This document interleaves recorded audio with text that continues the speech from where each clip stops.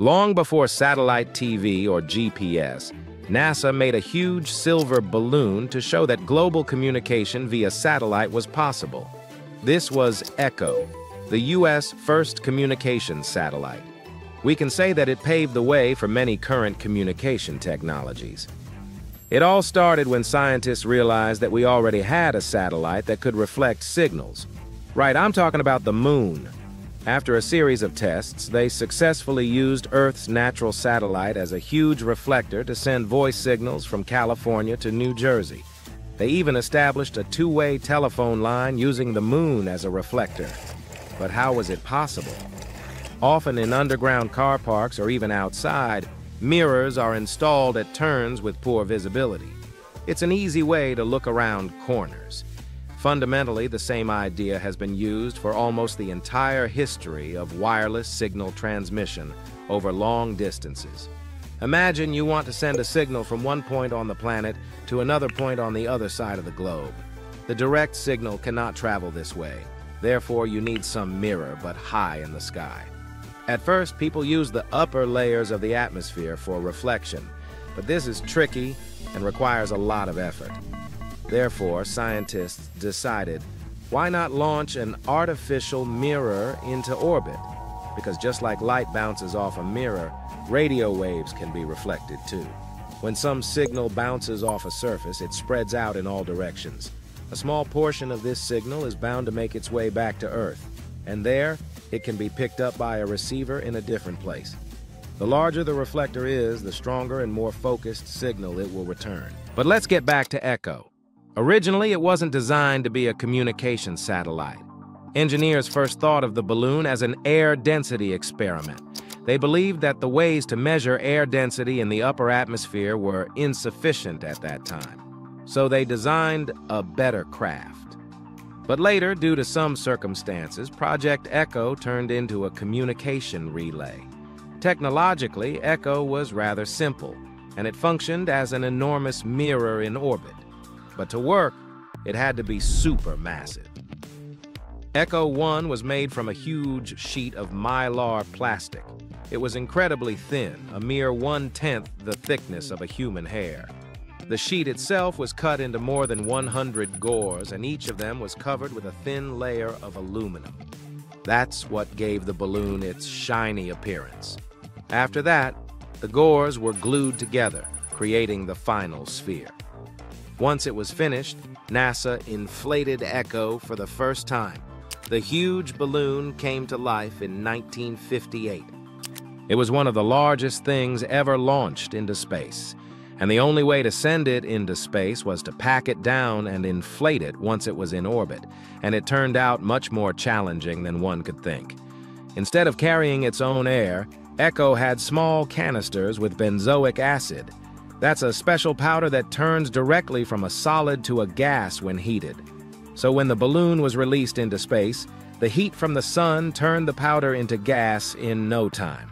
It all expanded inside the balloon, and in a matter of seconds, it was fully inflated.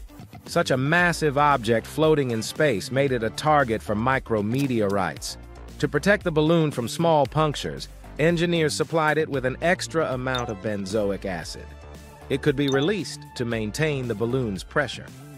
ECHO 2, though, had an even better solution. Its skin was made of mylar too, but it was sandwiched between two huge sheets of aluminum foil. When the balloon was pressurized, the foil stretched, stiffening and hardening in place. It made the balloon become rigid without any additional internal pressure to maintain its shape. Even if micrometeorites hit it, it could still hold its shape. No wonder these giant, shiny things were very visible.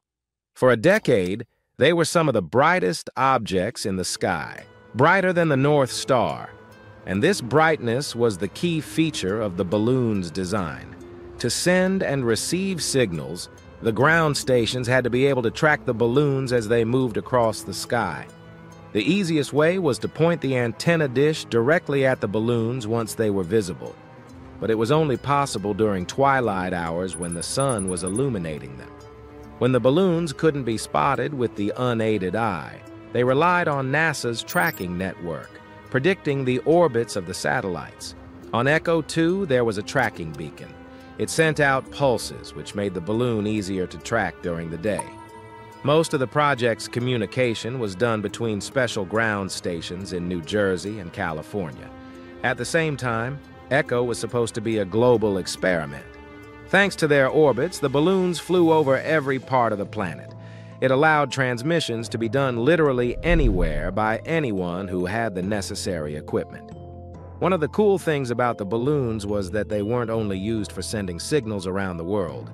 They also helped researchers to accurately measure the shape and size of our planet.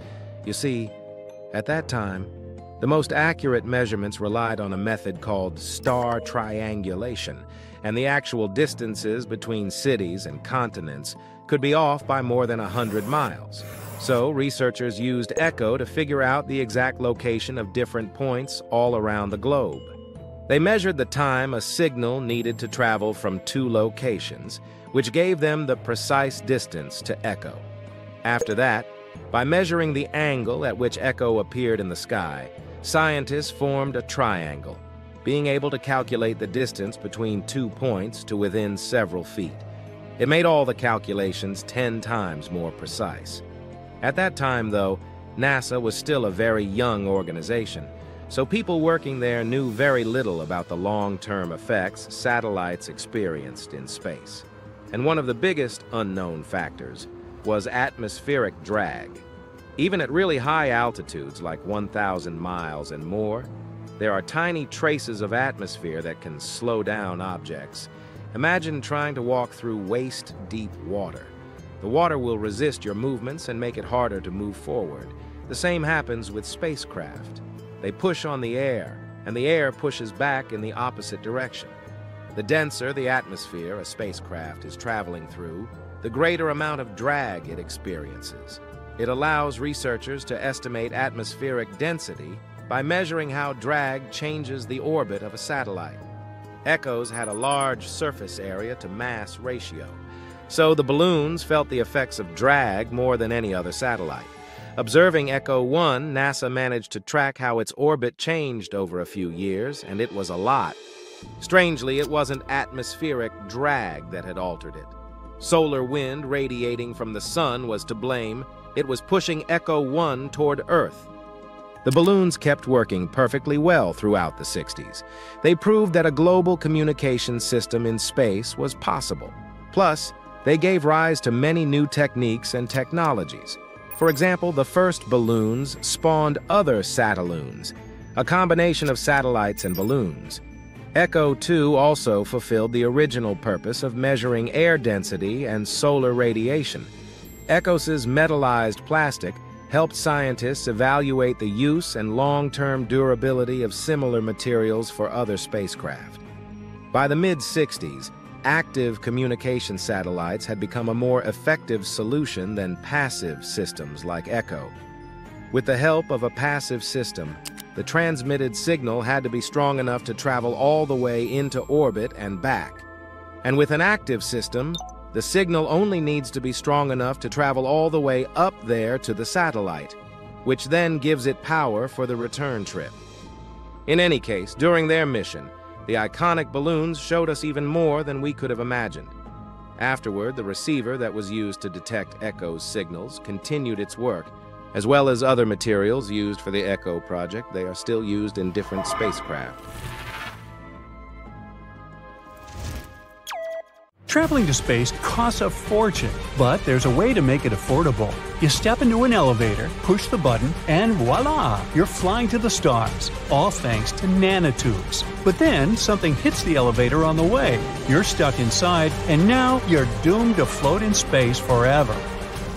Now, if you want to travel in space, get ready to shell out around $55 million. But in the near future, you'll probably be able to travel to space with just the push of a button without breaking the bank, because space elevators might come into play. While the idea of galactic lifts seems like something out of a sci-fi movie, it is a real possibility that could revolutionize space travel. With an estimated cost of $8 billion, space elevators could be a one-time investment that would last us forever. NASA alone spends around $2.7 million on rocket fuel per minute. To launch a rocket, they need to pay up to $178 million. These costs could be significantly reduced with the use of elevators. Most super tall buildings on Earth have a massive foundation to help with their balance and weight. As you look up, they get thinner and thinner. Even the tallest building in the world, the Burj Khalifa, is massive at the bottom and narrow at the top. If we wanted to construct something like a gigantic lift, we would need an enormous amount of concrete to build a foundation for it, which goes against the point of saving some cash. Now, get a string, tie a ball at the end of it, and start spinning it. The string in your hand will stay in one place, and the ball will revolve around your hand. This is called centrifugal force, and the elevator will work in the same way. The ball will be the base in space, and the rope will hang toward Earth. The station from where we would enter the elevator would be in the middle of the Atlantic Ocean, and the line would extend from there. For this to be possible, the line must be perfectly synchronized with Earth's rotation. Otherwise, it would simply break or wrap around the Earth like a scarf. Also, the orbit the line would be following should be a perfect circle, because the line wouldn't be able to get shorter or extend. A bunch of research has been done using algebra to find the ideal solution. Wait a second, there's a use for algebra? Never mind. Meanwhile, I won't bore you with the math. We'll go straight to the point where the precise distance from the station in the Atlantic to the one in space must be 22,236 miles above the Earth, where the geosynchronous orbit starts. There, the four outward forces are much stronger than the downward force. That's why the station would stay in one place. When you construct a house or a building, you start from the bottom going up.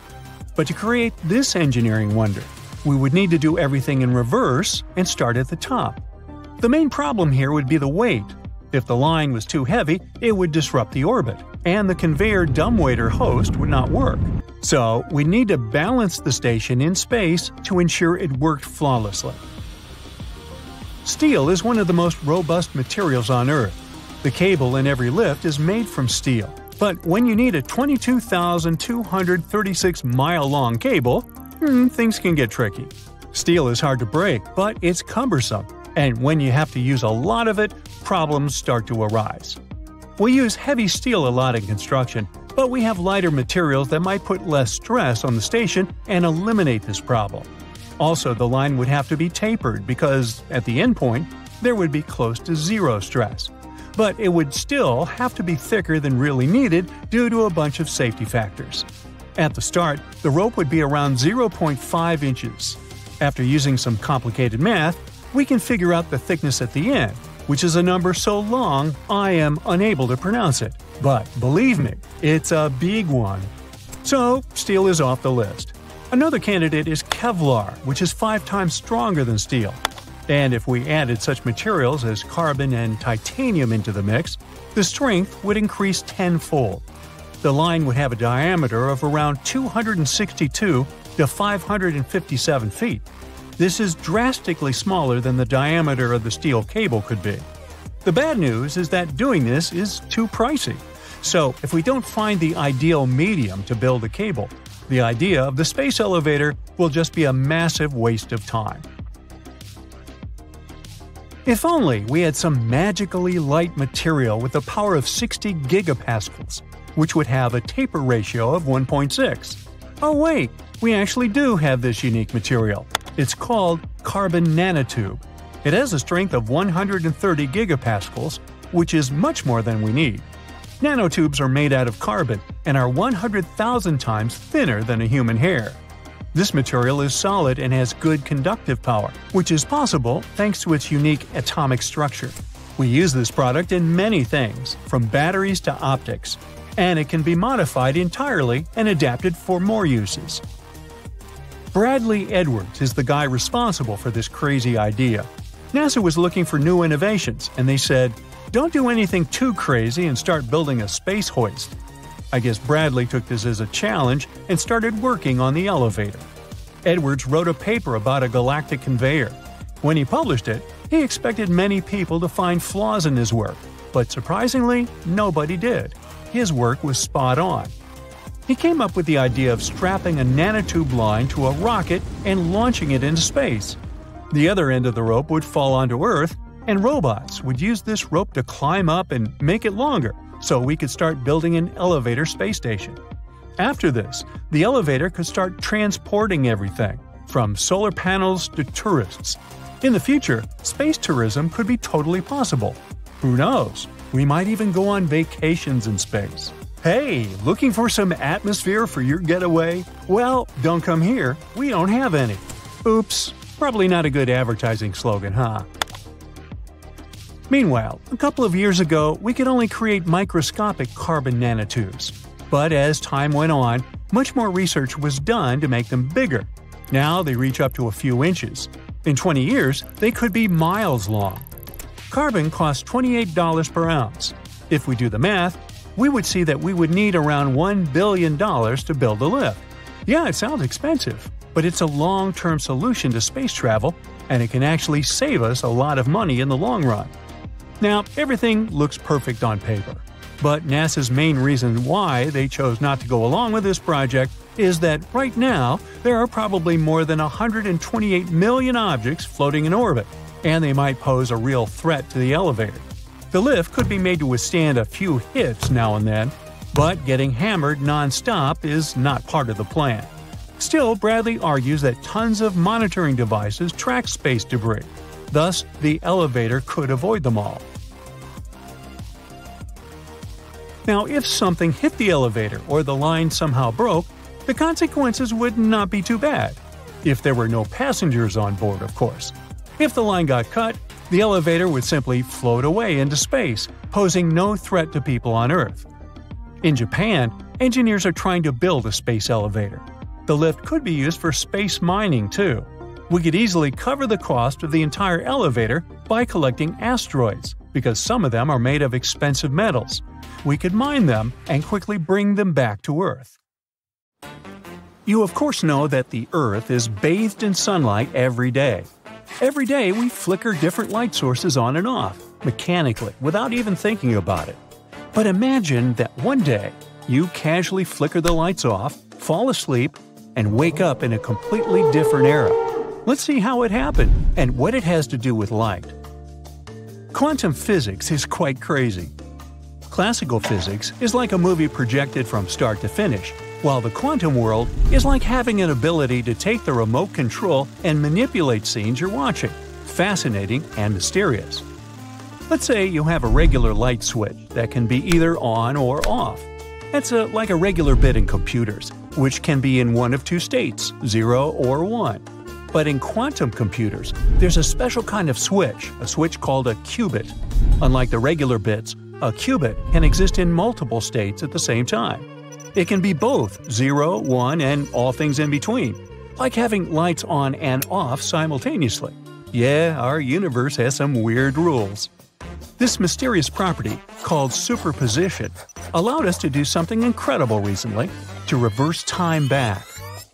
At least in a tiny experiment with quantum computers. It's the autumn of 2022. Two groups of scientists, one from Oxford and the other from Vienna, decided to conduct a weird experiment. They played around with a quantum computer to create a program that reverses time. They took a tiny electron and tried to make it go backward for a time for just a fraction of a second. It would be like breaking a billiard ball triangle, where the balls go from order to chaos and then magically reverse. But don't get too excited about time travel yet. Unfortunately, we're not sure if it's possible to recreate it in real life. The scientists cracked some numbers and found out that if we observe 10 billion localized electrons every second for the entire age of the universe, we'd only see something like this happen once. And it would only take the electron back a tiny fraction of a second. So they didn't invent a time machine. They just managed to create this simulation in quantum computers. There's another catch too. The larger the simulation, the more complex and less accurate it becomes. In our experiment, we only used one qubit and we managed to reverse time. In a 2-qubit setup, scientists could reverse time only in 85% of cases. And in a 3-qubit setup, it dropped to 50% with more errors. If we keep adding more qubits, we won't be able to pull this off at all. Plus, the success depends on the amount of information the system can store. For example, teleporting a person would be almost impossible because humans have so much information inside them. So, unfortunately, no time machine so far. But there are some possible uses of this discovery. Reversing qubit states in a quantum computer can help correct errors during development, sort of like a little Control-Z in real life. So, it was a tiny step to more exciting discoveries in the future. For example, recently they demonstrated another crazy little thing: send light itself back in time. Now, light isn't mere luminary. It has superpowers that we can't even imagine. The ancient Greeks believed that our eyes emitted visionary beams. Sir Isaac Newton proved them wrong hundreds of years later when he conducted his experiments with prisms. The prism broke the pure white light into a beautiful palette, and that's how we found out that light actually consists of tons of different colors. Many years later, scientists learned even more, that light is a wave. And even later, in the 20th century, we discovered the final paradox, that it's both a wave and a particle, a dual existence in one photon. And the more we learn about light, the more crazy things we find. In 2016, scientists managed to freeze the light in time. They put photons, the tiniest light particles, in ultra-cold atomic clouds. Then they managed to stop it, again, for just a moment. But the fact that it's even possible is already incredible. Then scientists got even bolder. They decided to try not only to freeze the light, but to move its direction in time.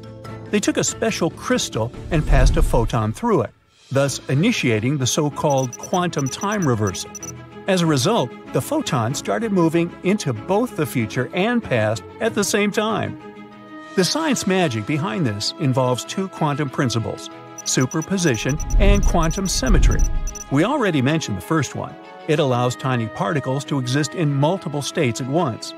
Now, the second principle says that even if you flip particles around like a mirror, they'll still follow the same laws.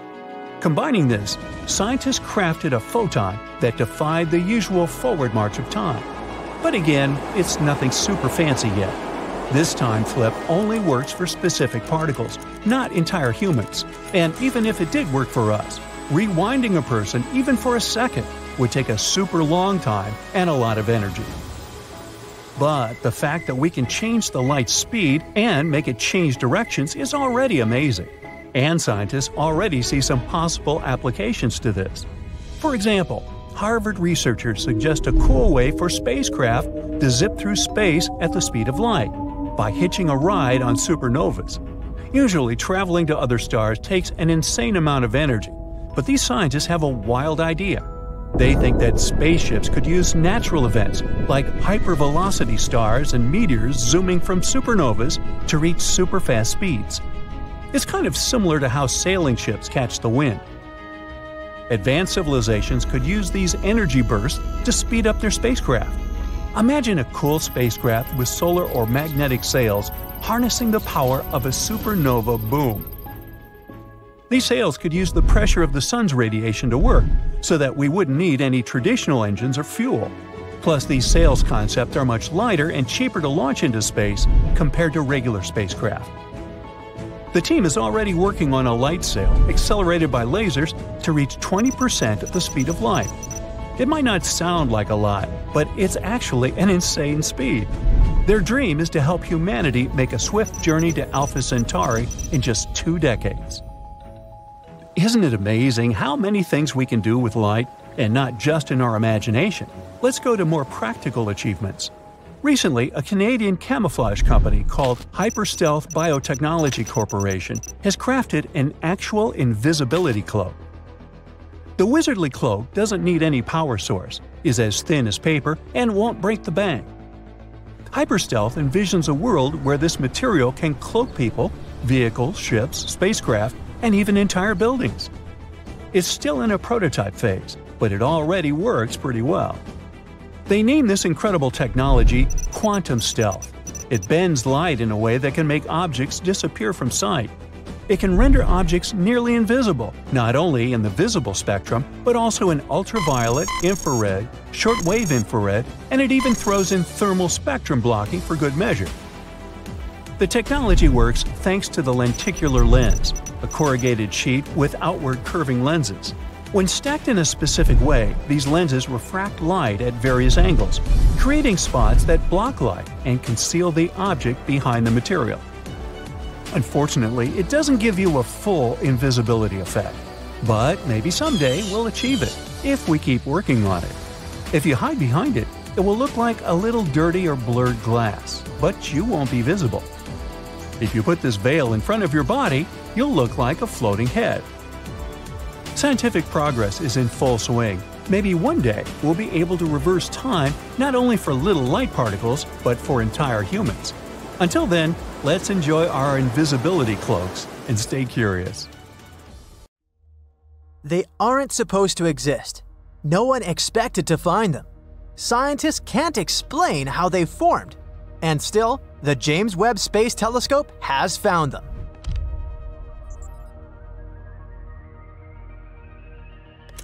These 6 galaxies, as massive as our home Milky Way, are full of mature red stars. They're so far away from us that they look like tiny reddish dots, even to this extremely powerful telescope. Astronomers have analyzed the light coming from these galaxies and estimated their age. They appeared 500 to 700 million years after the Big Bang. So far, nothing surprising. Galaxies that young aren't exactly rare. Scientists think that our first star clusters could have sprung up soon after the universe left the so-called Dark Ages. Those were the first 400 million years of its existence. At that time, only a thick fog of hydrogen atoms filled the cosmos. What is extremely bizarre about these galaxies is their tremendous size and the age of the stars inhabiting them. But this doesn't coincide with the existing ideas about what the universe looked like and how it evolved in its early years. Plus, it doesn't match with earlier observations made by the Hubble Space Telescope, Wabe's less powerful predecessor. So, according to scientists, what are early galaxies supposed to look like? The answer is simple: young and small. And indeed, previously, most early universe galaxies we found were just space babies, blue and small. They seem to have appeared out of the primordial cosmic soup just recently, and were still building their early stars and other structures. Most young stars are actually blue. As they age, they acquire a reddish glow after burning through their star fuel and cooling down. That's why astronomers were not ready to see old red stars in those ancient galaxies Webb telescope was built to discover. Another thing they weren't ready to spot was galaxies more massive than 1 billion suns, and still, it happened. The most massive galaxies discovered recently seem to have masses just twice or 4 times lower than that of the Milky Way. And the most astounding thing here is that these galaxies were already that big when the universe was a mere 3% of its current age. But before astronomers start rewriting their theories, trying to explain how such huge galaxies formed so fast after the Big Bang, we need to make sure that what we're looking at isn't some other space phenomenon. Even so, most alternative theories need totally new concepts as well. One of them goes like this. Perhaps stars in the early universe emit light in some unusual, exotic way. And since astronomers didn't know about it, they didn't include this possibility in their models. Or our understanding of how stars form might be inapplicable to the early universe. If any of these theories turns out to be true, it'll overturn our understanding of star formation altogether. Now, how about we talk about the device that helped astronomers to discover those bizarre galaxies? The James Webb Space Telescope is an absolutely stunning piece of equipment, which is around 100 times more powerful than the Hubble Space Telescope. And the latter has observed places that are 13.4 billion light-years away. The James Webb Telescope is also on the pricey side, to put it mildly. Even though originally, the cost of the telescope was estimated to be just 1 to 3.5 billion. The whole development process cost around $10 billion. For comparison, it cost NASA $4.7 billion to build and launch the Hubble telescope. It was another $1.1 billion to fix it in orbit. Even though the James Webb Space Telescope itself is 3 stories high and the size of a tennis court, its mirrors are the lightest large telescope mirrors of all time. During the manufacturing process, they underwent a 92% reduction in weight. When you look at them, the telescope's mirrors seem to be gold, but in reality, they're made of beryllium.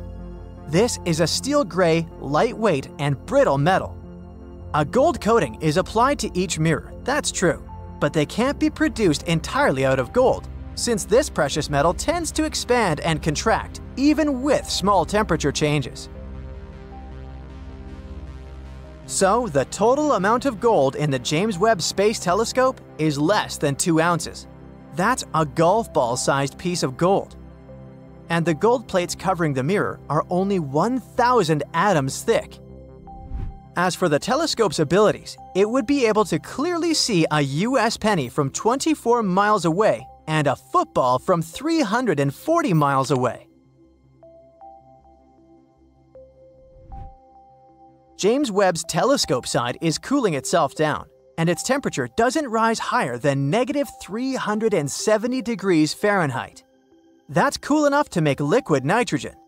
A truly enormous 5-layered sun shield surrounds the telescope and reflects away as much sunlight as possible, letting the telescope stay cool.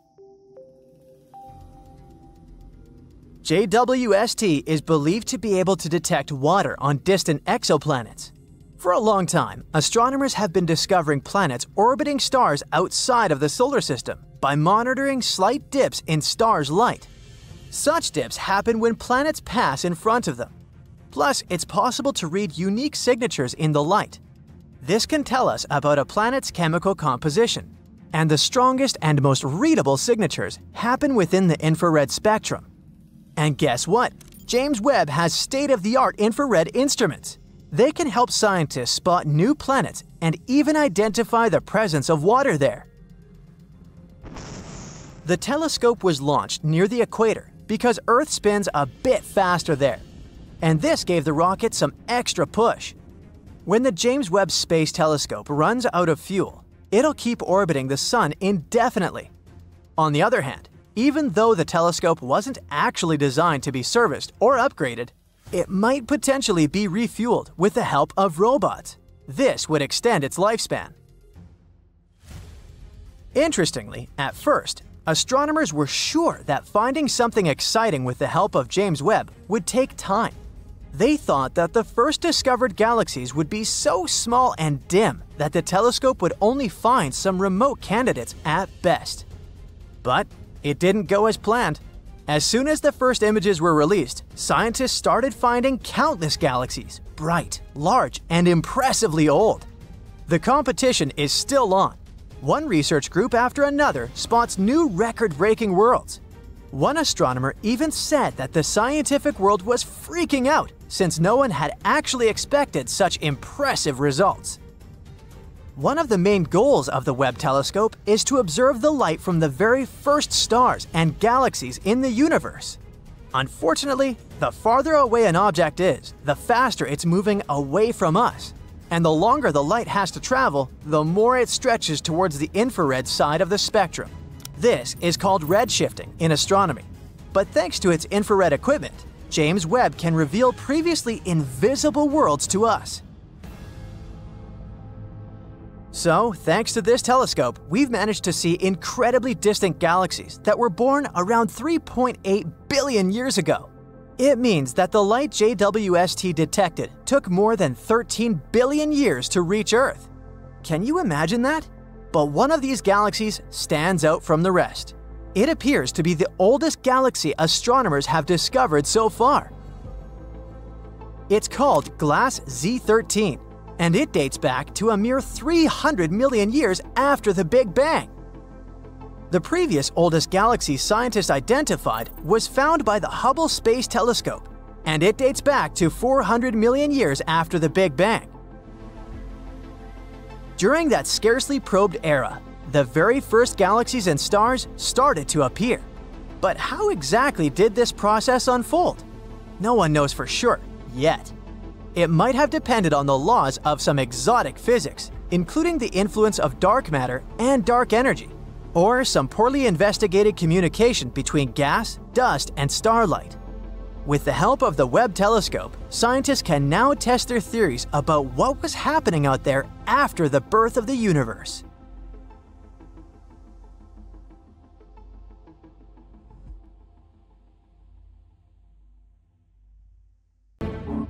We still can't find the source of the mysterious signal we've been receiving since 2018. We receive it every 22 minutes and nothing can explain this. Some scientists even believe it could be coming from another civilization we haven't met yet.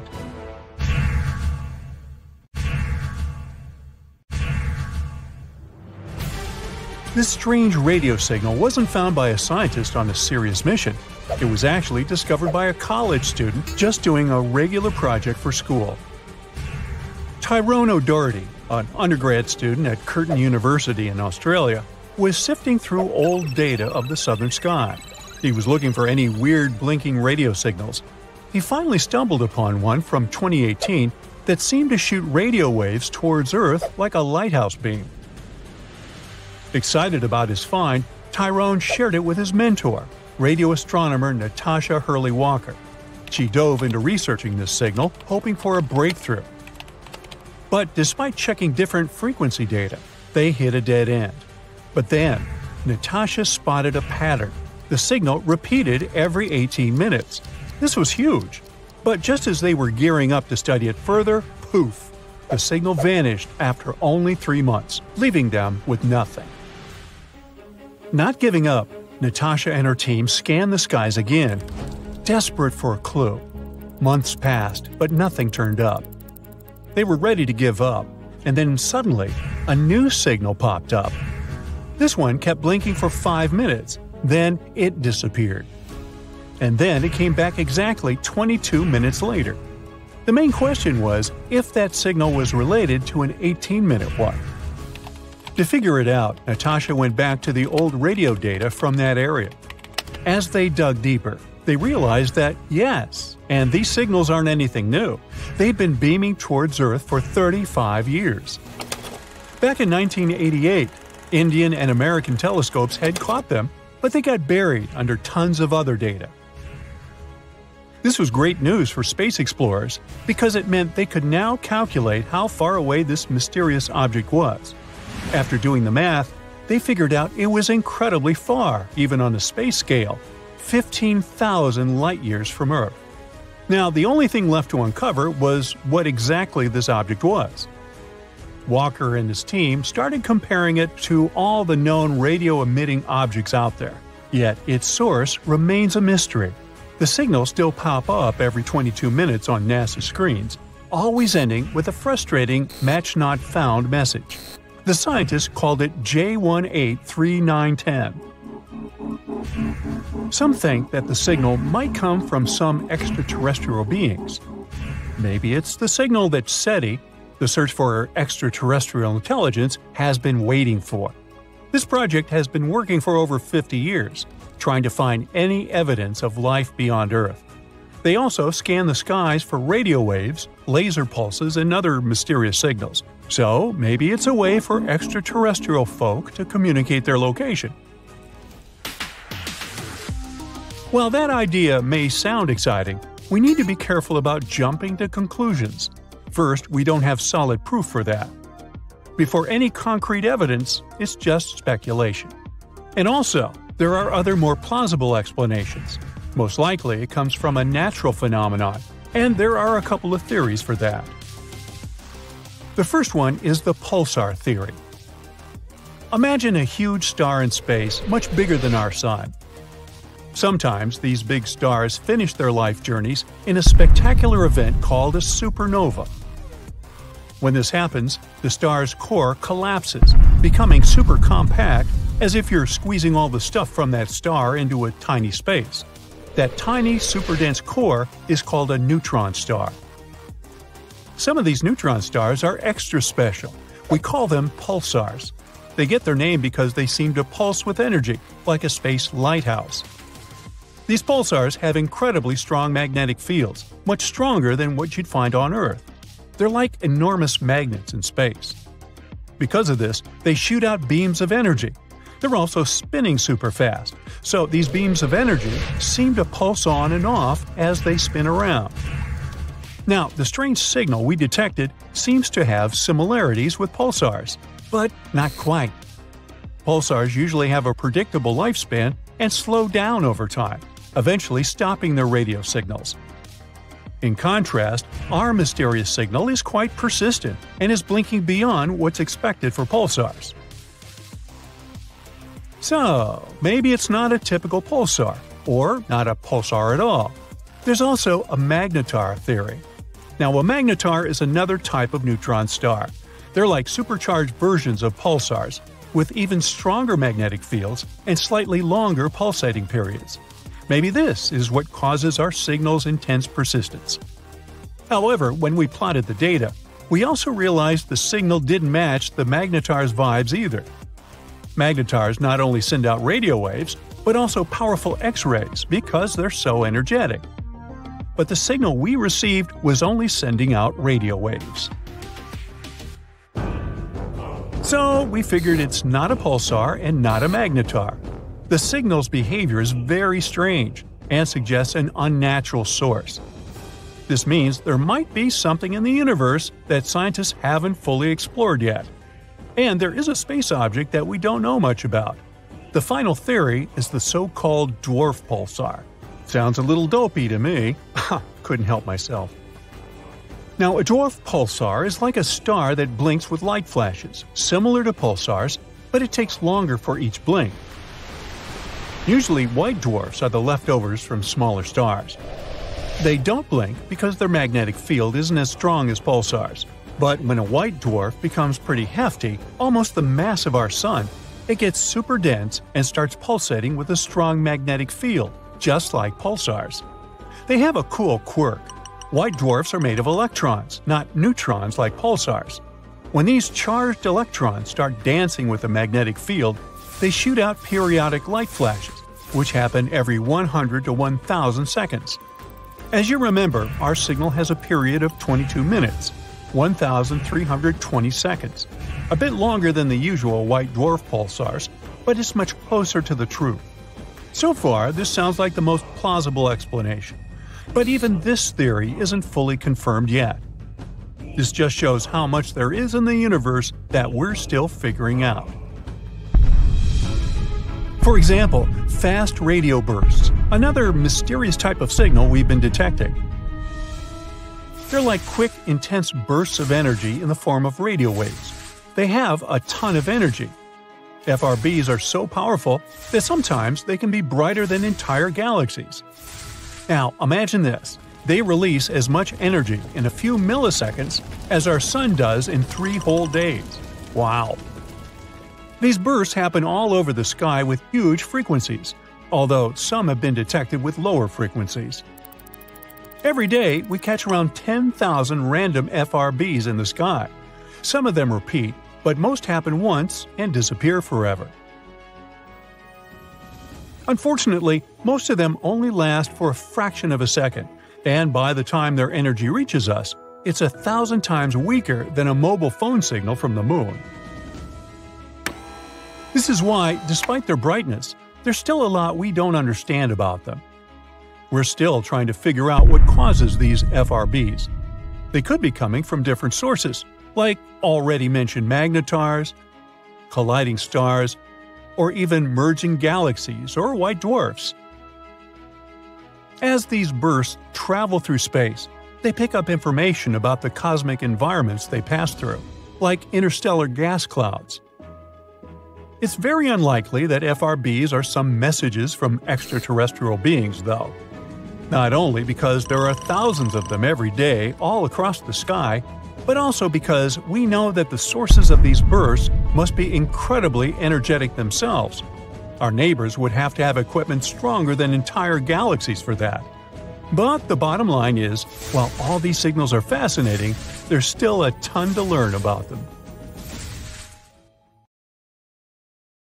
There are entire communities of unusual tiny organisms that live in lagoons in Patagonia, and they are some of the first forms of life ever.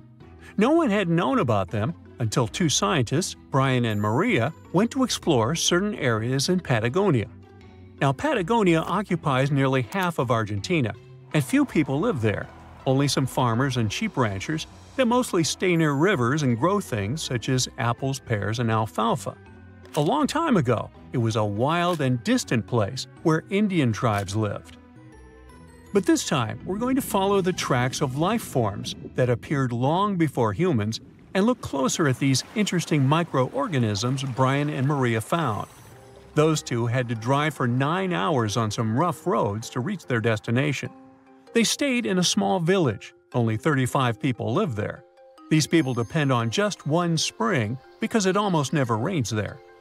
On the last night in the village, Brian realized that satellite images he had taken had shown a set of lagoons that were only 10 miles away.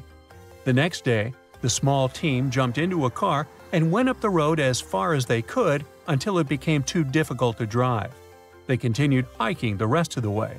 It was hard because they had to carry water to deal with the intense sunlight.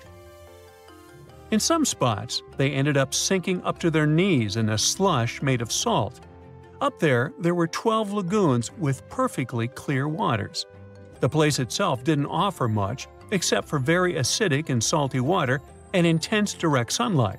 But it was kinda like traveling back in time, because those conditions were like what Earth looked like many, many years ago. When Brian examined the lagoons, he was surprised to see many unusual microorganisms there. We call them stromatolites, and they're so small we can't even see them without a microscope. But they get together and form large communities. In the past, many unusual species lived this way. For example, cyanobacteria. They were important back in their time because they produced oxygen. Earth, in its initial stages, didn't have much of this gas in its atmosphere. The first stromatolites might have been formed by diverse types of bacteria that didn't necessarily produce any oxygen, but were just living their peaceful life there. They formed layers, piling on top of one another, so that at least some of them could get a bit of sunlight. They used sand and sticky liquids to stay close together.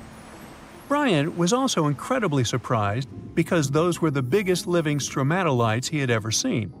Living stromatolites usually grow to be over 3.3 feet high, but the newly found ones were 15 feet wide and a few feet tall, which is giant compared to those living in other places. And fossilized ones were even larger. A long time ago, they could grow bigger than today because there weren't many other species that could eat or harm them. Also, there are many other organisms today that can grow faster and more massive than them and take up their space. That's why stromatolites can only survive in rare places where hardly anything else can live, like in these very salty lagoons located high above sea level in Punta de Atacama. The stromatolites found there are the most famous ones because they might be some of the best examples of the earliest life on our planet. But they're not actually the first form of life on Earth.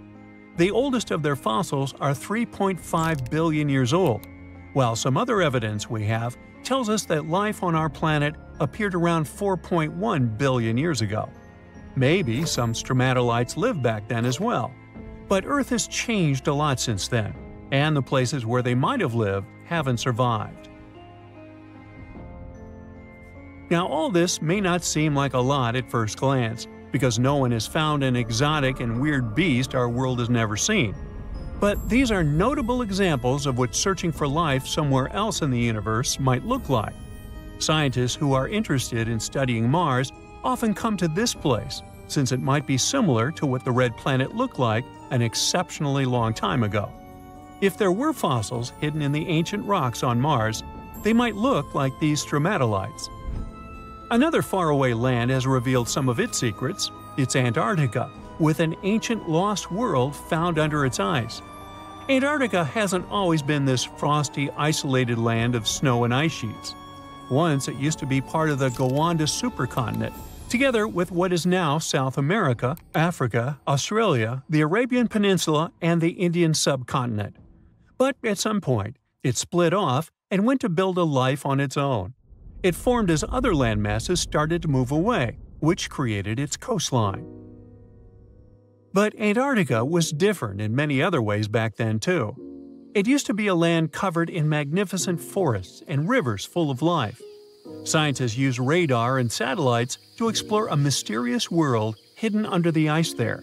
This ancient land, which is close to the Indian Ocean, is as big as the U.S. state of Maryland or Belgium. It's more than 14 million years old. Some studies say that this area formed over 34 million years ago, which was way before Antarctica got into its deep freeze. At first, temperatures there were higher, possibly like the weather in Patagonia or the cold, temperate rainforests of Tasmania, New Zealand, or maybe even more tropical than that. But as the climate became cooler, small glaciers started forming on hills close to the rivers. Valleys sunk deeper because of all that ice covering them.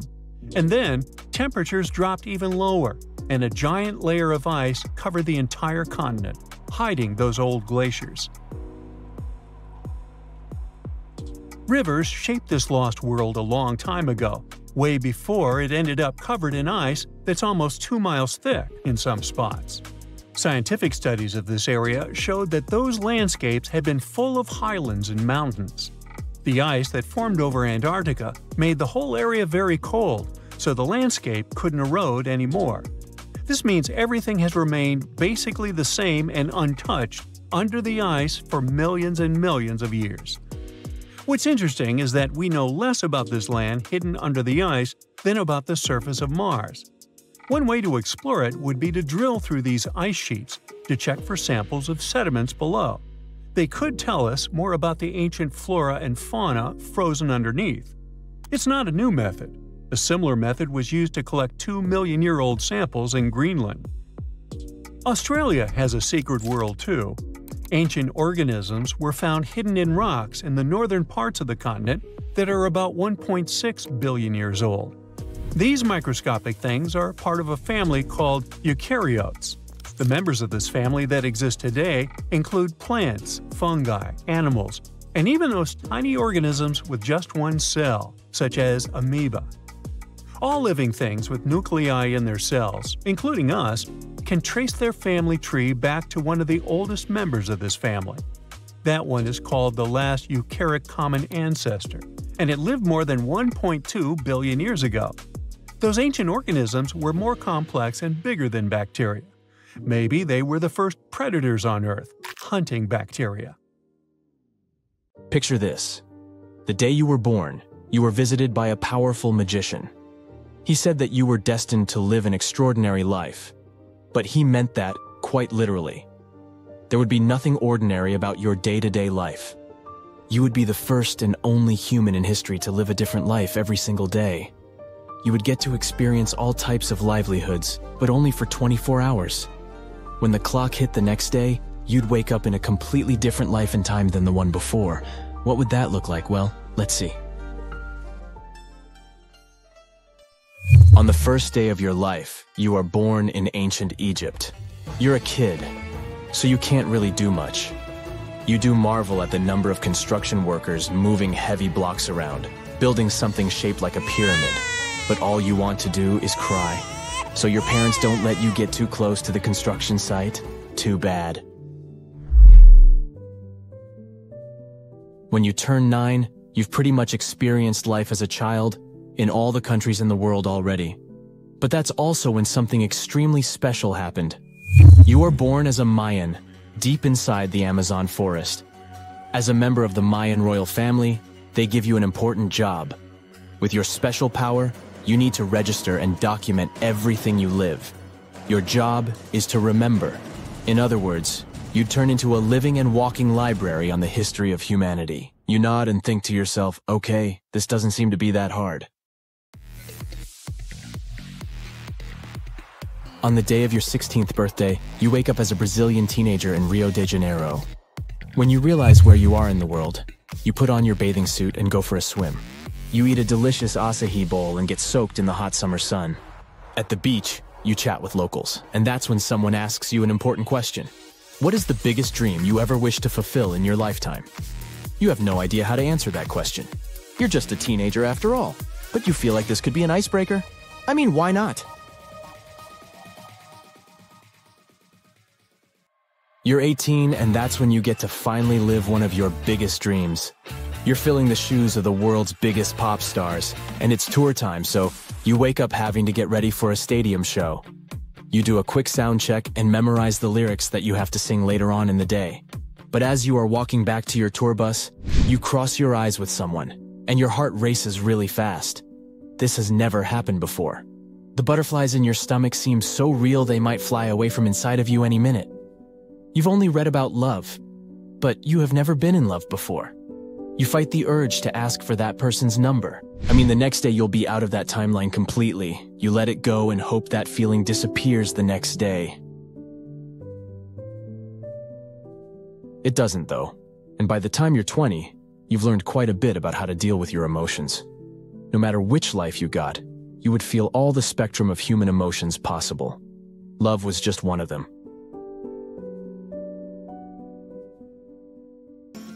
You're 21 now, and you get to live your day as a traditional Icelandic cook. You learn how to make a fascinating rye bread recipe like they did in the old days. You feel a lot of respect for how the locals have kept their traditions. You see, in the old days, Icelanders cooked their bread with the help of thermal vents. They buried the bread on the ground for over a day, and let it cook with the help of geothermal vents. By learning this technique, you feel like you are honoring the country's ancestors as if they were your own. It's your 30th birthday, and whoever plays the roulette of your life made you wake up as a Wall Street worker in New York City. Your day begins with your boss calling the phone on your bedside table. You grab a taxi and quickly arrive at your workplace. You've seen numbers before, but this is a whole different level. You learn how to talk and think quickly. You drink quite a bit of coffee, but it tastes amazing. The city is overwhelming and beautiful. You love it when you get to experience city life. You end your day in a jazz bar because why not? During your 42nd year of life, you notice that most of the people your age have built families and live pretty busy lives. That's when you get to be a parent for a day. Your newborn baby cries nonstop, and you need to figure out fun and creative ways to distract them. This is something you've noticed over the years, how humans are expert creators. Although we don't normally recognize it, you grab an acoustic guitar you discovered you knew how to play and make your baby fall asleep to a soothing lullaby.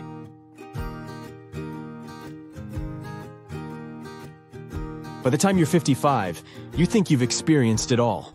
Then you wake up as a pirate in Jamaica, which almost makes you part of Jack Sparrow's crew, if he were real, of course. Your boat sails into Port Royal, where you stop for the day. Your pirate friends split themselves in taverns while others go treasure hunting. You figure you best try both activities out. Suddenly, you feel like the earth beneath you is trembling and, oh, you've never seen big waves before, but that one looks like it's coming directly toward you. You witness a great earthquake that leaves the city completely underwater. During your life, you've never experienced loss before. You got used to not getting attached to the lives you were living, and you never stayed anywhere long enough to call that place home. But witnessing what you saw showed you the unpleasant sensation of feeling hurt and sad.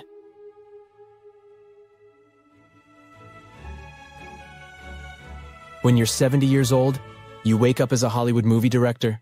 You're filming an action movie like you've never done before. The set is huge, and a lot of people are depending on your orders to get through the day. You've walked in so many people's shoes before, so it should be easy for you to give actors some direction, right?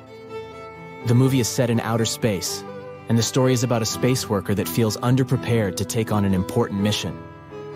When the actor asks you for some type of guidance to do the scene, you say, just picture that all of your fear is personified by a stuffed teddy bear. That usually helps me. At the end of the day, you get some pretty amazing takes and think to yourself, I might as well visit the Walk of Fame while I'm here, huh?